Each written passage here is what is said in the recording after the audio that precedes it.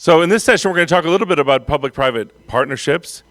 My name is Jonathan Zuck, and in addition to being the MC, I'm the moderator of this session, and I also know the least about it. So I'm going to let the speakers do most of the work here, and I'll try to craft some creative questions. So what I thought I would do, just to get things started, I went through the bios of the speakers, but wasn't sure how to reduce them down. So I thought I'd go to each speaker and ask you to introduce yourself, and also kind of give the aspects of your background that are relevant to this session, if you would. What are you doing? What are you working on? I know in some cases it's the telecom space, agriculture space, et cetera, and how it relates to this issue of public-private partnerships and accessibility and inclusion.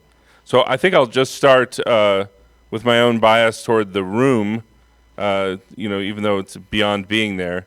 So Andrew Mack, why don't you start us off? Tell us a little bit about yourself and the work you're doing that's relevant to the top. Sure. Yep. Okay, can everyone hear me? Great. It's nice to see some faces I haven't seen in a couple of years. It's good to see you all. My name is Andrew Mack. I am the CEO and founder of AGROMOVIL, which is it's a platform that connects small farmers with markets around the world, connects them to big buyers that want to see them. And so it's a data platform that relies on connectivity to reach between the edge and buyers in the center. I come out of a background of a combination of private sector and public sector. I worked at the World Bank for a number of years, where I was one of the World Bank's first public-private partnership experts. I then left the bank to start up a company called AM Global, which I ran for about 15 years, which was all about setting up partnerships between companies that wanted to get into emerging markets and emerging parts of developed markets, and the big donor agencies like the World Bank, like the Inter-American Development Bank, and bilaterals. And so public-private partnership has been basically a huge part of everything that I do. Great. Thanks, Andrew. Dino, why don't you go next? Sure, thank you. Well, I am actually in PR and marketing, and through that road, I focused on minority groups, and then I came upon some project with technology, and it became a passion, and I've worked with Microsoft and various different organizations on discovering why we have the digital divide and what are the roads we need to take to try to close that. So I've done a lot of studies and a lot of talking with a lot of folks across the country, and worked with different chambers of commerce and different organizations, trying to get to these pockets of the community that don't have a voice, and finding out what is really happening in those communities that they don't have proper connectivity or the devices needed to succeed. And so it's been a long journey, but we're making some change, and we do have the ear of big tech right now, because we've been able to prove that aside that it's the right thing to do, there's money to be made, so people are listening. That's great. Go ahead, Doug. Yeah, I'm Doug Dawson. I'm the president of CCG Consulting. I'm an infrastructure guy, and so I have been an ISP in the past and had 100,000 customers. My consulting firm has 1,200 clients. That's about 500 ISPs and about 700 municipalities and counties and cities. And so I spend a whole lot of my time putting together public-private partnerships. I just started a list this morning I came up with a dozen different kinds of partnerships I've seen in the last 5 years. So the broadband world, 10 years ago, I could have named all the partnerships on two hands, and now there's that many being formed every month. So it's a really exploding part of the broadband environment these days. So it's a really good time to talk about it. So. All right. Well, thanks a lot. What I might do is go back to you first, Andrew, and just actually the crowd here, since you were one of the World Bank's first experts on public-private partnerships, give us a kind of working definition of that. What does that mean? Sure, it's an interesting term of art, and it certainly has changed over the years. I mean, in its broadest sense, a public-private partnership is any time that you get governments or quasi-governmental organizations working with the private sector to try to solve a problem where both have an interest and neither necessarily has all of the answers or all of the finance necessary. One of the first big partnerships I worked on was in a place called Cabinda in Angola. And the idea behind the partnership was to create a mechanism whereby both government and private sector could invest to rebuild that part of Angola after the civil war that took place. The basic guts of a public-private partnership, though, are that it is a joint action where both the private sector and the public sector are invested, and where they make a huge effort to try to understand what are their common goals and what are their common rules of working together. That's really the big gist of it. Thanks. Doug, you said you're a infrastructure guy, and I guess Dino's question is for you as well, whoever wants to answer. I think infrastructure comes up a lot in the context of public-private partnerships, but that's probably not the only vector of public-private partnerships into this question of accessibility and inclusion. So I'm wondering if anyone on the panel wants to speak to some of the other kinds of public-private partnerships that might speak more directly to this notion of expanding the people engaged. And I mean, broadband's obviously one of them, but where else do these public-private partnerships find themselves? I'll start, but I suspect Dino has a more deep answer than me. We're starting to see a lot of partnerships aimed at digital equity. Folks putting together plans to get computers into homes, to get people trained on broadband. This is driven by grants, which really kickstarts the idea. But for this to be permanent, we're going to need these partnerships. So this is brand new. We didn't see many of these till the last couple of years. So this is what Dino does for a living, if I understand. So I'll hand it over to him. Well, this is a really good question because it kind of unveils what's going on. So aside from the issue that you have with connectivity and not having Wi-Fi to certain parts of the community, you enter a complete different set of challenges, which is these communities not knowing how to work technology. So we have these partnerships that are being set up around the country where folks are living in communities that are teaching this, because we're finding the barriers of language, we're finding the barriers of technology, we're finding the barriers of certain, aging, and all those things come into play. And you just can't give somebody a laptop and tell them, here's your free Wi-Fi for a year, and expect that to take off. So we've created different tracking devices on the devices we're giving them with their consent, obviously, so we can see what happens when that device goes home. Is it being thrown in a drawer? Is it being sold because they need to pay the power? Or are they actually using it for what we were hoping they were going to use it? But we've forgotten that important step. They don't know how to use it. So what happens? There's that gap that we've created yet again. So we're looking at how to close that. And we're doing that with partnerships between, different organizations and big tech. So that's, I wonder if that answers your question somewhat. Yeah, I mean, I'm not sure that I completely know the nuances of my own question.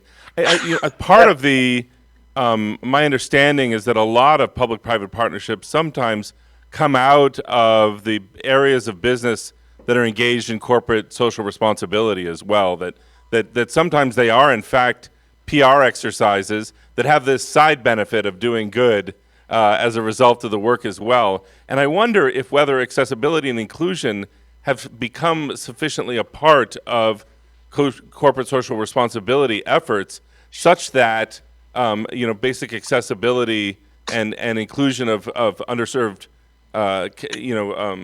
regions or communities are now part of those kind of PR efforts that happen around the world to help make things more inclusive. I hope that question was clear. I think I understood what you said, and I think your question has to do, besides doing good work, are they also making money? Is that what I heard? No, I guess what are the CSR efforts in companies beginning to take on this issue of accessibility and inclusion? In other words, folks with handicaps and disabilities, et cetera. Is that part of CSR? Are you seeing that around the world at all? Well, there's definitely that effort. There's no question about it. But in my personal experience, where I've really seen the effort go full force is when in the background there is gain. This is a capitalist country, and we've got to talk the way I see it, and the way most of us working in this, we see that very clear defined line. Are they coming forward with that?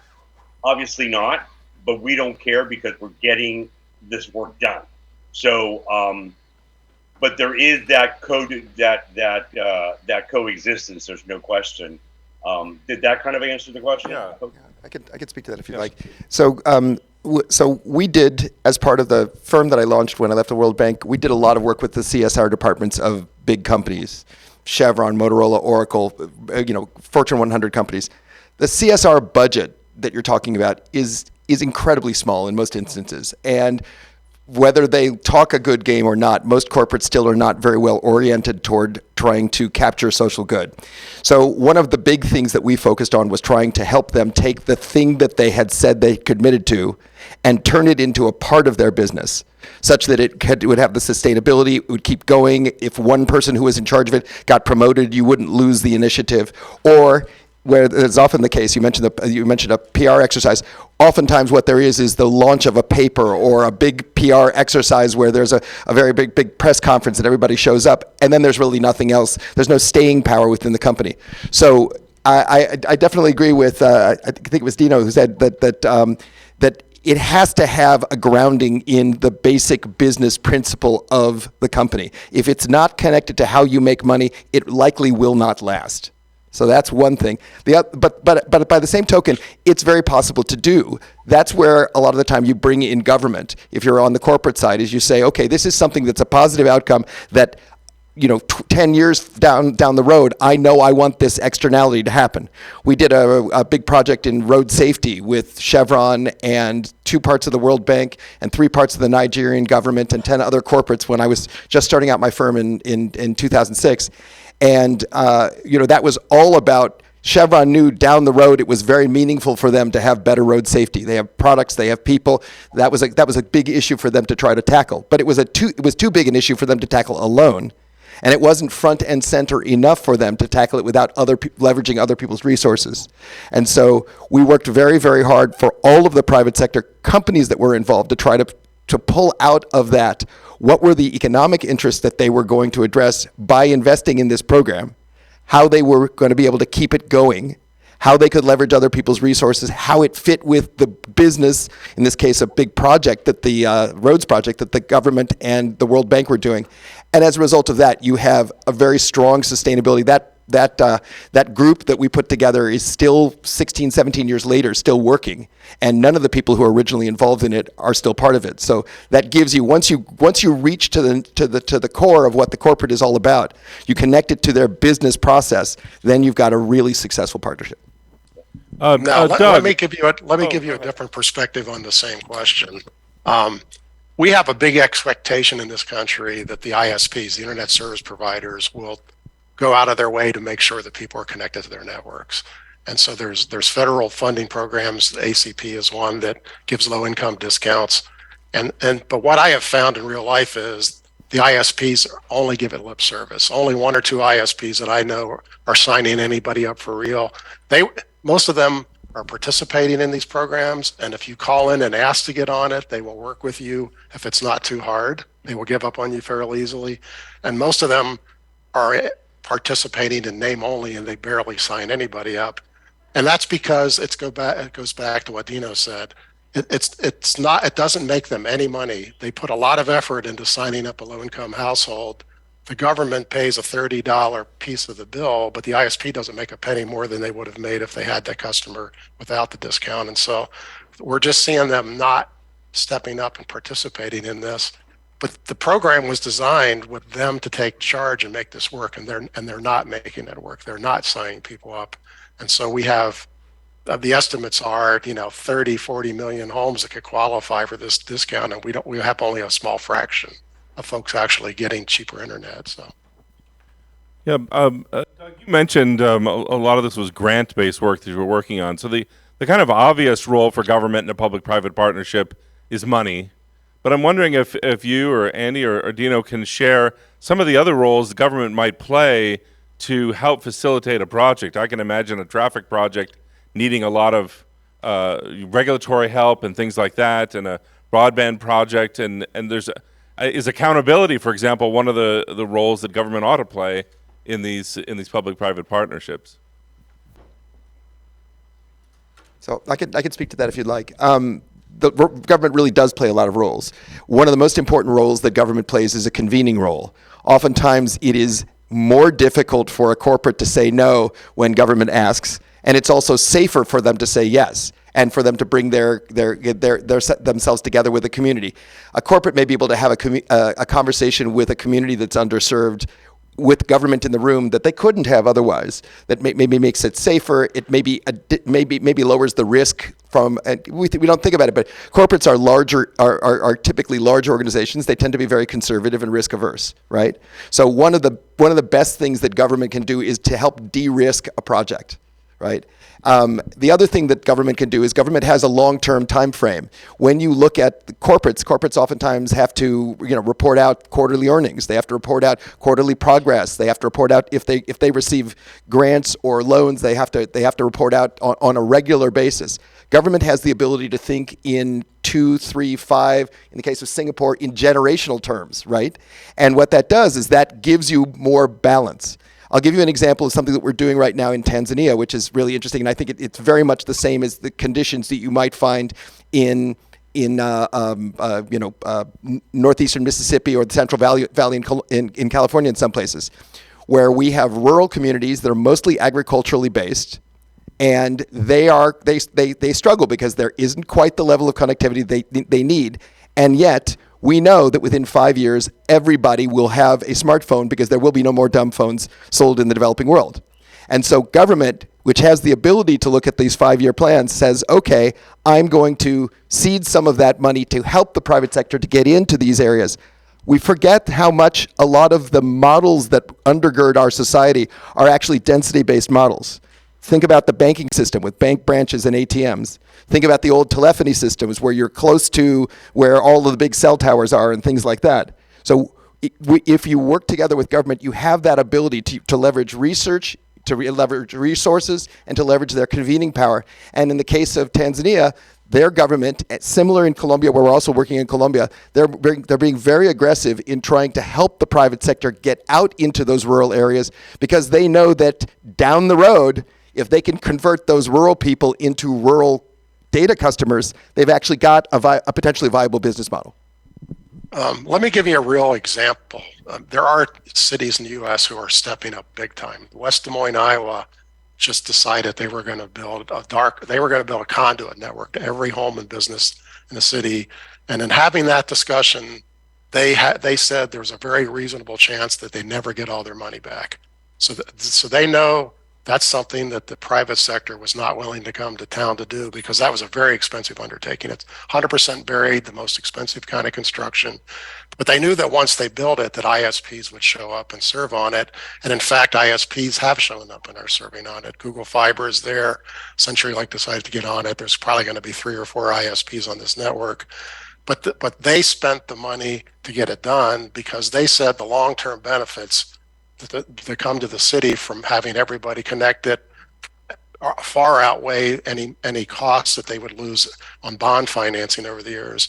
And they came to that conclusion by looking at cities who have already done it. I mean, Chattanooga, Tennessee built their own fiber network and showed a several $billion benefit to the community as a whole from doing it. So West Des Moines, Iowa said, look, we'll spend the money. It's not really a partnership in that they spent all the money and then they hope somebody would show up for it. But they took that big bite, as he just talked about, to say, we will be the infrastructure provider. In the long run, we know people will take advantage of it and we know our community will be better off. And that's becoming a more interesting and widespread model. But it's very hard for local politicians to jump over that cliff. I mean, it's a very brave thing to spend money on something that loses money, except we do it on stadiums every year. And along with both those things you just stated, I want to reiterate the factor that one of the newer issues is, what are these new communities doing with these devices and the connectivity? Are they using it? Do they know how to use it? And that's an issue that we're identifying that's pretty prevalent in all these different communities we're going into. So we have an active movement right now to not only teach them the basics, teach them how to figure things out themselves. And that's the movement we have going on. Again, I guess we talk a lot about connectivity and broadband, and that's sort of that infrastructure rollout, that infrastructure investment is sort of foundational to this notion. But I'm also wondering the extent to which, once that infrastructure is in place, how we might think creatively about this notion of inclusion. So I have the most familiarity with Andrew's business because if you think of farmers that don't have access to transport, for example, that prevents them from being engaged in a central marketplace. And so I'm interested, have public-private partnerships played a role in non sort of broadband-based projects, but that are in fact then exploiting broadband to work on a different type of inclusion? If that makes sense. Sure. I mean, I could certainly speak to that. If you think about the basket of services, so about 1.5 billion people around the world are in small farming. Okay, most of the people in most of the countries, it's a larger population than China or India if you take all of the world's small farmers together and those communities.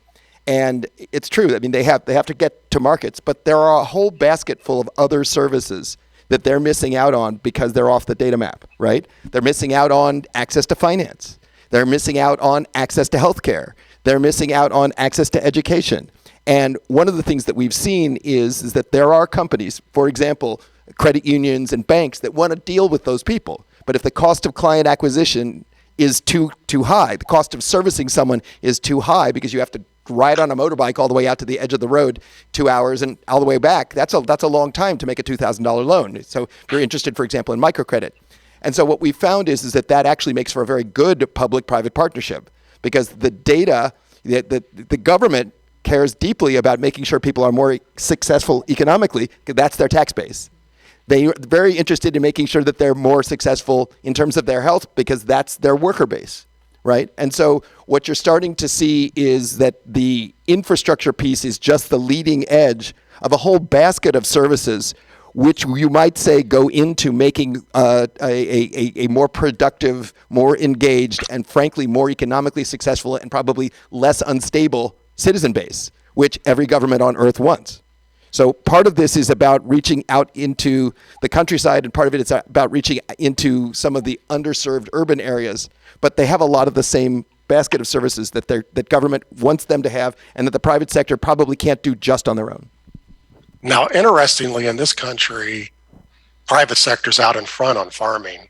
Land of Lakes, John Deere, a whole lot of different of these groups are putting together entire giant software packages, drones, I mean, all this stuff. Of course, it's only working in places that have the infrastructure. So the farmers are ready for it. I talk to farmers every week. I talk to farmers who have gotten connected, and I'm talking to farmers who are desperate to get connected.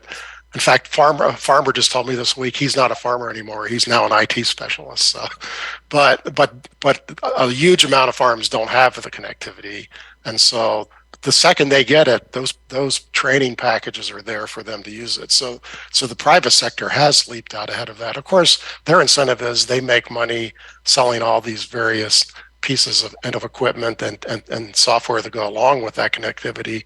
But it's the inner city and poor neighborhoods and large apartment buildings where our problem is. The private sector is taking care of farming in this country. That around the world, that's not true, as you mentioned. But here they're all ready for broadband. So. But Doug, let me follow up with that. Is once the broadband's in place, is there a role for government to play in partnership with the private sector to make the use of these new technologies?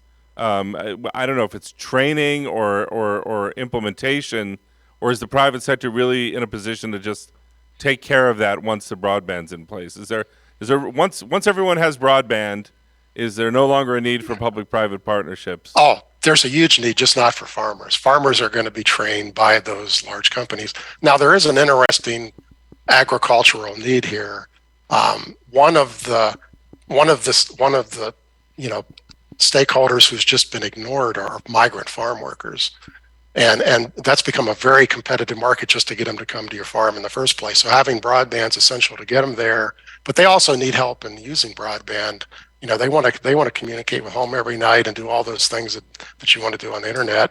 And so in North Carolina, there's been a group formed exactly for that purpose to train those folks and to get out and work with them. But the farmers don't need it now. Dino's talking about also there's millions of people who need it. It just doesn't happen to be farmers. So, what are some examples outside of agriculture for where public-private partnerships will come into play once broadband is in place? Well, how about Native Americans? That's a big issue in this country. I do a lot of, I did a study with them, and you have entire reservations that do not have any connectivity, and they need to get out of the reservation and probably go down a couple of miles and connect at McDonald's. So we have some big issues out there in other groups. Yeah, I guess I would disagree with you a little bit, Doug. I think that there are an awful lot of places, especially in communities of color out in rural areas, where there isn't very good connectivity, and there also isn't very much digital nativeness, right? So people haven't grown up with the technology as much because they've been off the map for a while. But to your point, Jonathan, about what other industries or what other sectors, a really good one is rural healthcare.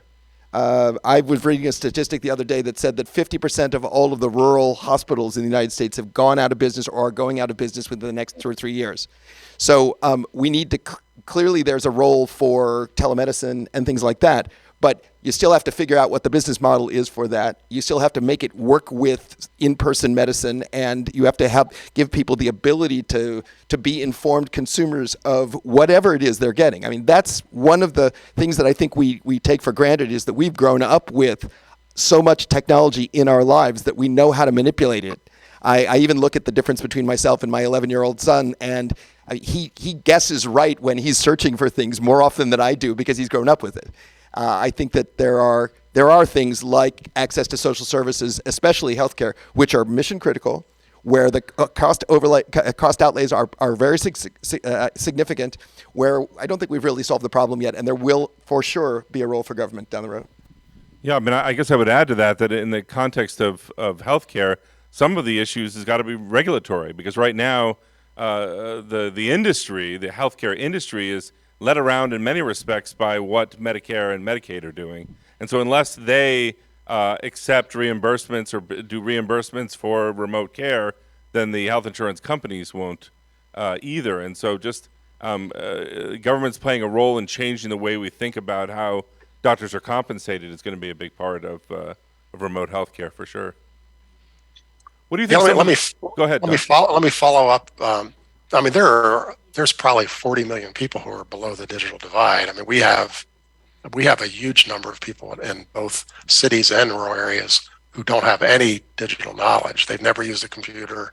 I mean, so I was talking about farmers. If you go to a rural place where they've never had broadband before and bring it, you need to train almost everybody. It's really it's a massive one-time effort to get those folks up to speed. I mean, I talked to a rural county in Missouri where half of the residents have never used a computer at home of any sort of digital device at their house. They simply don't have the base knowledge. In fact, since they've never done it, they don't think they need it and they don't want it until they get it. Then they quickly change their mind. We know that, but yes. So, but we don't even have to go rural. COVID taught us that it's everybody. Yeah. Connectivity, even in big cities such as Manhattan, we couldn't get a third of the children in Manhattan to connect. Right. And then we had another huge issue where you were mentioning healthcare, where social workers could no longer reach their clients. And these folks could not download apps to get medications and do the things they needed to do, even though these social workers who had been blocked from visiting their clients by law were desperate to try to help them, and we actually lost people due to that. So that healthcare element is extremely important. I'm so glad you guys brought it up, because this is affecting people in all sorts of ways. It's not about getting online and getting on Facebook. This is healthcare. This is banking. This is education. This is survivalship. I don't. Technology is no longer a luxury. It is a human right, and that's what I think we need to get in everybody's mind at this point in a country like ours. So what do we need to be doing differently? How do these programs need to be structured differently to be more effective? Is it just about promises being kept? Is it about accountability? Do we need to approach these public-private partnerships differently than we have been historically to make them more effective? What's the next step? What should we be pressing our representatives and frankly corporations to do differently than they're doing now? Well, right now there's almost a $3 billion grant program to give communities money to establish digital equity programs. Those are only going to be effective if they keep on going after the 1 year of funding runs out. So what we have to do is everyone involved in those has to, if you just get those programs and you put 10 trainers out to go to people's houses and teach them to use broadband, but a year later you go to 0 trainers, that's not really going to make any long-term change in the community. But if those programs are set up in such a way that 10 years from now, there's still people going out and training people, that's the long-term solution. We're not going to run out of people who don't know how to use the internet. New generations come along all the time. And so we have to find a sustainable model. Government, nonprofits, and a little bit of corporate are the ones who have to do that. It's mostly nonprofits and government that sort of have to make this work. So, yeah, it's a point of this panel. I think it's definitely looking at how to form these partnerships, make them sustainable long term, and also be aware that technology is changing all the time. So this education factor does not just stop.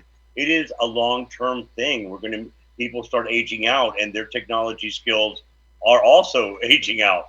So we have to look at the real picture, and not just from a capitalistic view. We have to refocus our view on a more humanistic view, I think.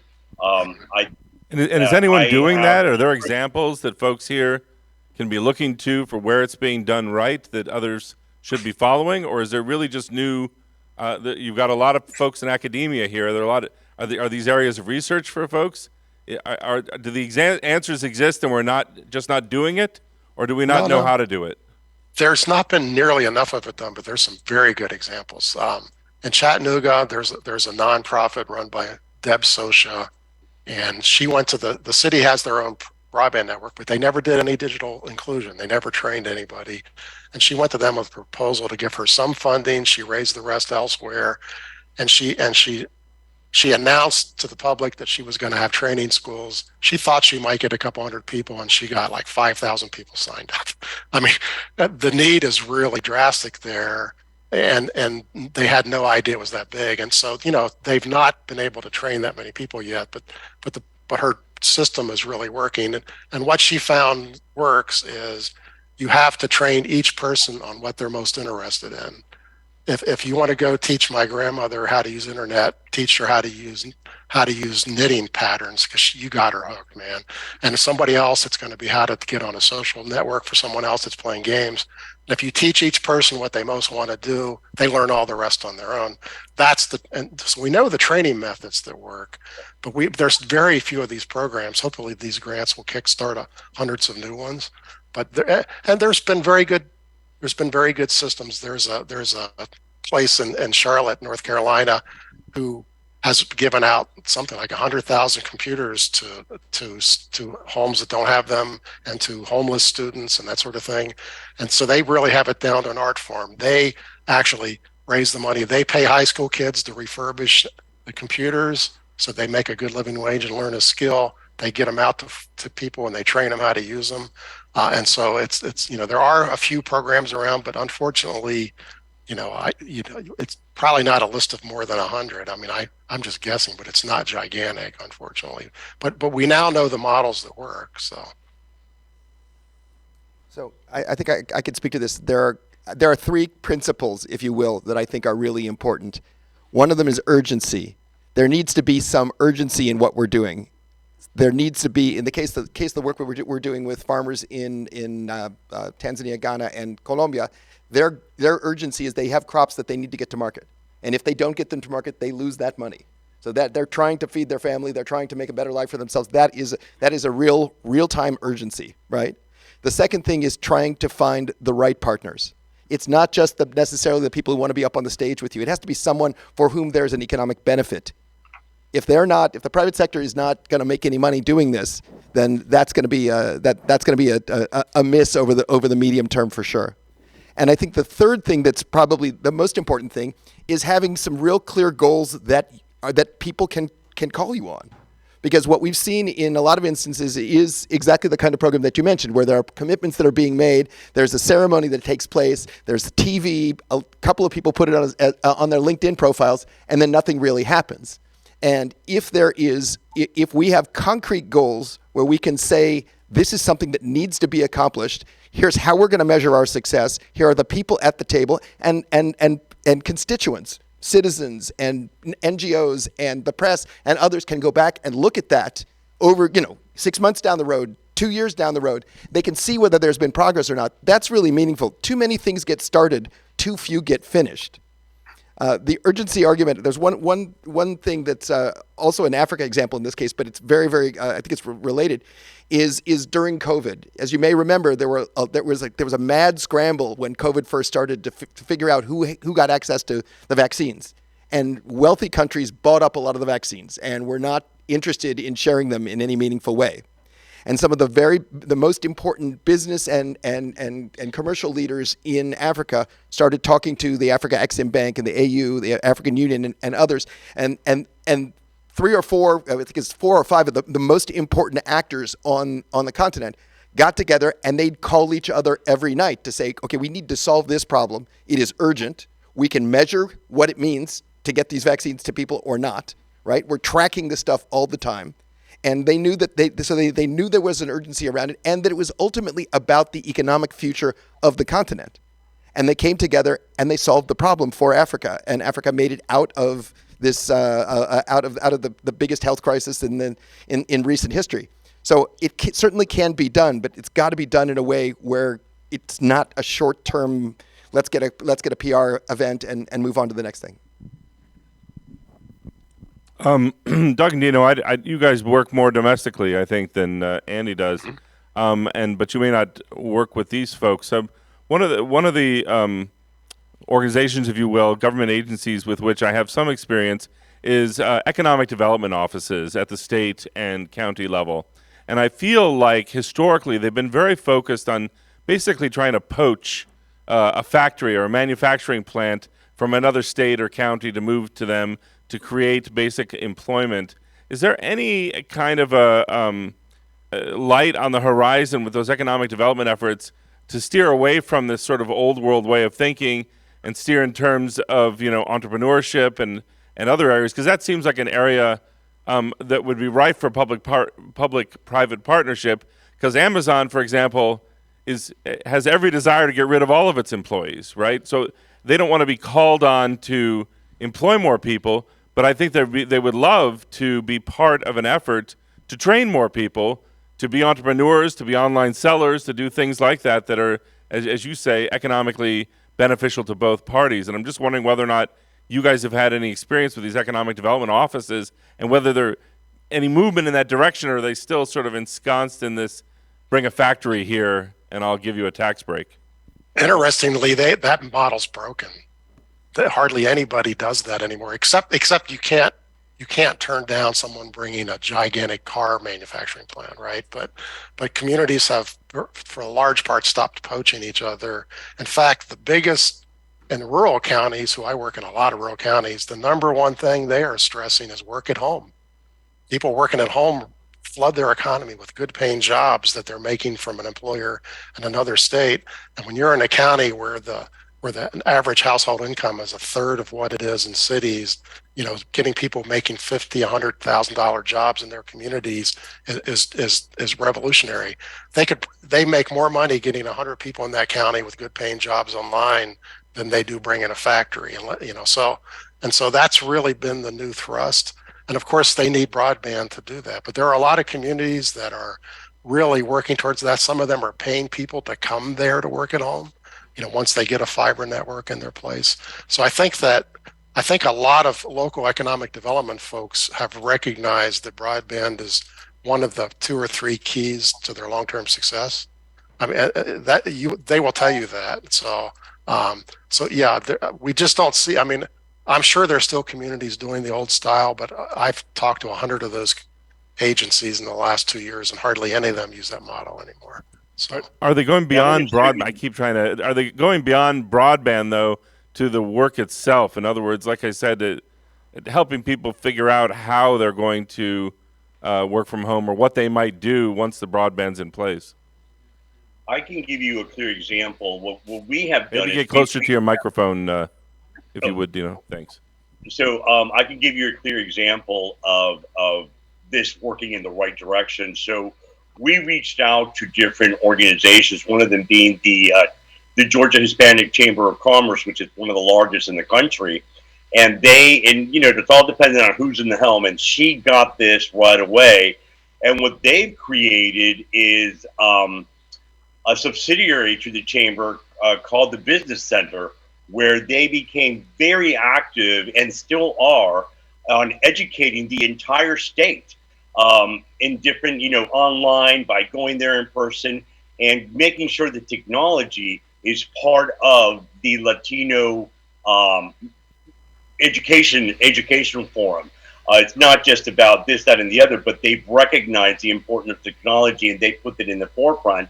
So they also recognize the impact it's going to have economically in the state by having these folks well educated going forward, as we know that the Latino community is going to be the biggest in the country in the next 20-25 years. So I've seen the positive and folks that are getting engaged and getting prepared for what you just asked, and that's a beautiful thing when you have the right people behind the helm that recognize and understand and can see forward and are visionary. Great, thanks a lot. I'd like to open it. I'm going to open it up for questions. Just a one tiny little addition, which is that nowadays, if someone were to go, when Tennessee and Alabama and Mississippi got into fights over who was going to get the next car plant, one of the things that came to the fore really early on was you can't even get a job in a car factory anymore unless you're pretty good with technology, because the jobs are becoming more and more sophisticated. The cars and whatever it is you're manufacturing is requiring more and more, or else it'll be done by a robot, right? So I think that's also, it's something that's happening right now. There's no way around it. Thank you. Questions from folks?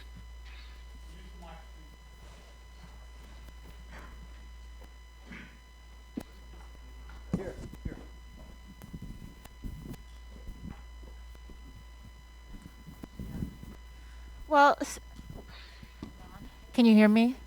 Yes. Okay. So I heard you guys talk about, using work from home as, a better, perhaps safer option for people. But we have CEOs like Elon Musk talking about how, working from home is morally wrong. We know that the vast majority of people of color have jobs that they are forced to do in person, which we saw, which is why our communities were decimated by COVID. What are organizations and governments doing to encourage people to be able to work from home, and by setting up these types of infrastructures and protecting the right to be able to work from home when possible? And this is my personal opinion. This is Doug. I don't think the government's doing anything for the Elon Musks of the world, but a lot of governments are letting their employees work at home. In fact, a lot of governments have completely embraced that idea, and so they, that's a really good start. So, but it would take an act of Congress to mandate, a corporation has to let people work at home. That's probably not even constitutional. So I don't know that we can stop the very largest corporations, but an awful lot of corporations have completely fallen in love with the idea and they're not going backwards. So I think this is one of those, over 10 years, you're just going to see it spread out to more and more of the economy. It moves downhill. And I think that, the very fact that it's a permanent movement probably gets it to a lot of more people over the next decade. That's my own guess. So I think we have a question online, but I'm having trouble figuring out who it is. Do you want to turn on your microphone and ask your question? Although we're in webinar mode. A question? Yeah, I have a question. Okay, yeah, no, I'm just trying to get the online question if I can. I appreciate that other people have them. It's your question. That's the online question? Yes. Okay. I thought it was Wilfredo, yeah.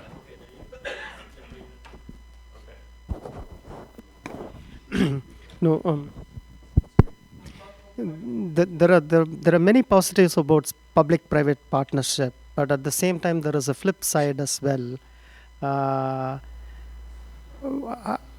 We feel that a multi-stakeholder model is much better, and in public-private partnership there is a danger of the business actor progressing his influence to the point of writing government policy with his ink, with his paper, with his pen.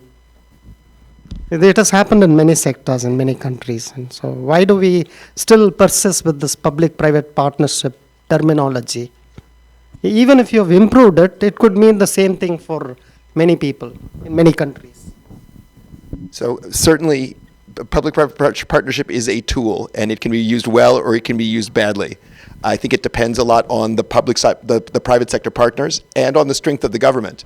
What we find is a lot of the times where governments are weak and the private sector is strong, especially in resource-focused economies, it's harder to create that right mix. I will agree with you completely. Isn't that what multi-stakeholder model balances? So there is a public, there is government, there is private sector, and then with civil society, it balances the whole thing. I can see that working in some instances, but definitely not in all. I can tell you from some of the experiences that we have had, what we end up seeing is that government and private sector actors come together to form an NGO which actually does the work. And in some instances, that's a nice way to go. But I really think it depends on the individual case. All right, I'll read the online question. And in broadband, we're seeing that. There's a whole lot of communities I'm working with right now who are using some government funding, some commercial funding, and they're creating cooperatives.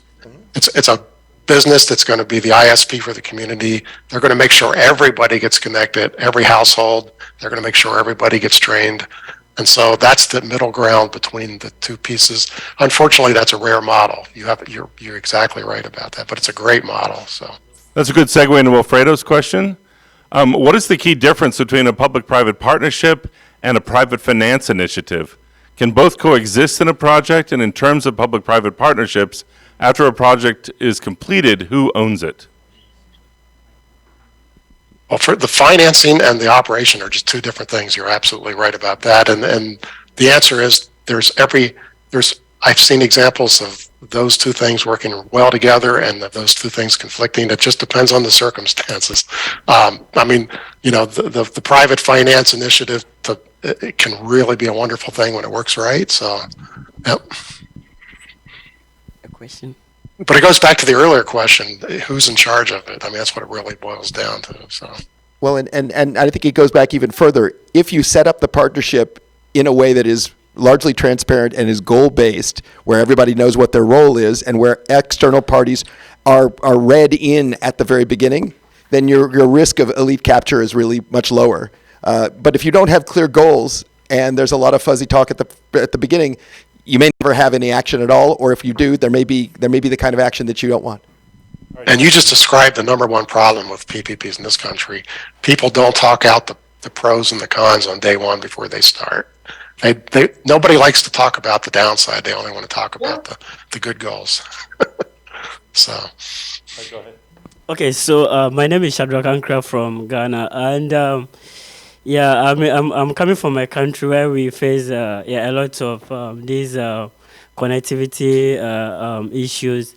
So when it comes to the rural communities in Ghana, especially the northern parts of Ghana, we have issues where farmers do not have the devices to get connected, and network infrastructure sometimes in some of the communities it does exist, and if it does, you have a limited connectivity. So here is the case, the private sector. So when it comes to the telcos, they are not interested in communities where the population is. Yeah, you're cutting off. They are not interested in communities where connectivity is. Sorry, the population is very low. In that case, they will not be able to get I can't hear anything. investment. So they are not willing to provide connectivity to those communities. And in instances where the government is not able to come in to assist these communities, so, who are then going to We're not provide hearing connectivity the question. Yeah. Okay. I can, Do you understand the question? yeah, Repeat it? let me paraphrase the question. He's talking about, he's from Ghana. He's talking about the fact that there are low density communities, especially in rural areas, where the business model that we have in the city may not work as well. And as a result, that there's no real economic logic around connecting those people. I work in Ghana. I have a team in Ghana. So I can tell you from personal experience, I understand the problem. I can also tell you that when there's enough value at the end of the line, people have a way, especially Africans who are immensely entrepreneurial, right? Find a way to make it work. So what do we see? When I first started working in West Africa, there were about 20,000 cell phones in Nigeria. Now there's a cell phone for every man, woman, and child in the country of over 100 million, right? So what it means is that we have to connect up the economic logic. Sometimes government can help do things that need being done. In the case of Uganda, government said with our 3 cell phone licenses, national ones, we're going to say that we mandate that you have 4G coverage in 90% of the country. So everybody bidding for a license made that commitment. But then government needs to stick with that, and they need to think in advance. Okay, is there an economic logic for making a cell tower work? What I think oftentimes happens is that the barriers to entry of a public-private partnership on the private sector side are too low. They haven't thought it through. They want the access to the license. They make a promise, and if they know that no one's going to be holding them to it, then it doesn't matter. It's got to work in the end for all of the partners, or else it doesn't work as a partnership.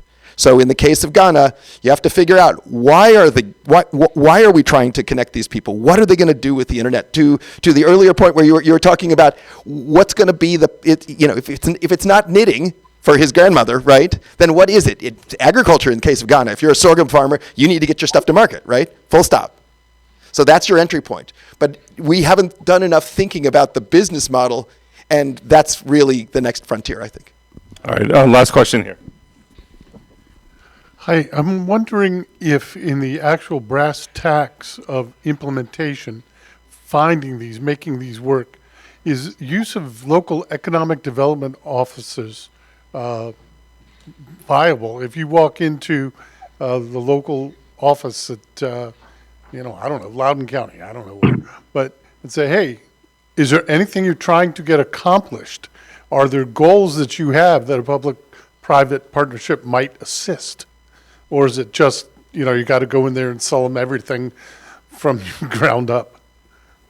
Well, the answer to that is, if you want to put those offices on a scale of 1 to 10, there's a bunch of 1s, there's a bunch of 10s around, and there's a lot of people in between.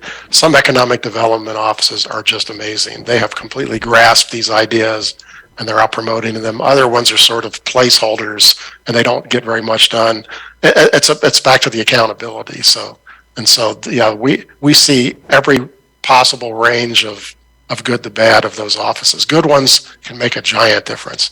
I'm in Western North Carolina. They're extremely active to make sure the most rural people here get broadband. That's their number one goal for the next 3 years. So, and they're doing a pretty good job of it. So, but other places are not at all effective. So, All right, we've reached the top of the hour.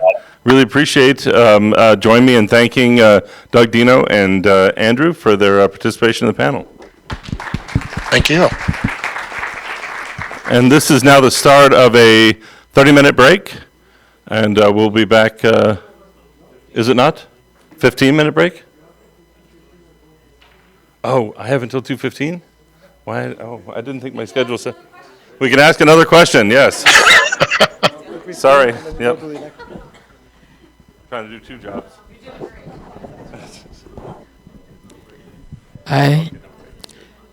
I'm Kosi. I'm a senior from Benin. My suggestion is to move from the data internet we have now with our operator to free internet available. It's not possible for us in our country, in Africa. I don't know what is the situation in Europe or another place in the world. But when we buy data for 1 gig to just upload something, it is not economically usable for something we need to make research, for example. But is it possible to have another model of business on this area? Is it possible? When we discuss with the people who provide internet in our region, every time we say global internet connectivity is very much. The cost is very much for them. Why can we do? Why? The second thing is also is training. If you don't know what to do with internet, you just put your money in the town. Internet, we use it for necessity. And need internet, for example, to make research and so on. There's some people in my area need only internet to make WhatsApp. That is not normal. We need to educate our people. Training also is something. Can we have fun to train people to let them know what is important for them in internet area? Somebody want to take that? Well, I can answer the first question. I actually do quite a bit in Africa myself, and I think I work in Nigeria a lot in the last couple of years, and Nigeria has probably the most creative wireless economy in the world. You can buy internet for a minute. You can buy it for one use to upload a file. You can buy it for an hour, 6 hours a day, 3 days a week. Every single possible way to buy connectivities there, and for the little uses, they're really cheap. I mean, they're literally pennies, and so the cellular carriers have really determined how to monetize it so that everyone is affordable, and so and now we're seeing they're starting to build fiber networks in Lagos, and those folks are adopting the same model. So students are buying 3 days of high-speed connectivity for their exams and then dropping it again. I mean, it's a really interesting model to match the needs to the way that the providers are selling it. I don't see that model in a whole lot of other places. So I think we all been talking the whole time about your second question. We all think the world needs a ton more training. So I think you'll get us all to agree to that. So. Yeah, I would. Microphone. Sorry. I would compare Benin to Rwanda, okay, which are roughly speaking both small markets, both not very big economies, and yet Rwanda has taken a very, very aggressive posture to try to become an IT hub. They've got a lot of leadership. They've marketed themselves very, very aggressively so that people know Rwanda now. They have made a huge point of integrating with their neighbors because they recognize themselves as being a small market. And as a result, Rwanda does a lot of IT for their neighbors, right? When you start to drive more usage, you start to drive down the cost of anything, right? The more frequency there is. So a combination of vision and integration with other larger players is likely what's going to get costs to go down, along with regulation that supports that. I don't think that there's anything that can keep keep Benin from being the next Rwanda. There's no difference between the Rwandans and the Beninois that I know. I think the difference was simply that 10 years ago, Rwanda said they were going to make that their number one economic priority, and then they did it. So, Yeah, that's what I mean about having the vision and Yes, sticking with yes. it. You said it, 10 years, they stuck with that vision. And Yes. now it is easy for me to invest in Rwanda and hard still for me to invest in Benin also. Andrew, I had a question, believe it or not. It's how you that are so involved in other countries. I happen to be Colombian. How do you deal with corruption or the red tape in these countries to get things done? You don't have to go overseas to get that. Yeah, I was going to say, I think that is a misperception that only exists in other countries. But what we tend to do is we tend to focus on the individual, right? And the drivers of the individual. The closer you are to the edge, the closer you are to the citizen, the harder it is to pull off corruption. And what we've seen is at scale and at the personal level, people have the tools to get around corruption. All right, last question, actual last question here. Hello, Ali from Pakistan, and my question is about the when we are talking about the public and private partnership to bridge the gap of connectivity in the rural areas. Actually, the rural areas in every country mostly is the most difficult to operate, as well as there is a less revenue generation from that particular community segment.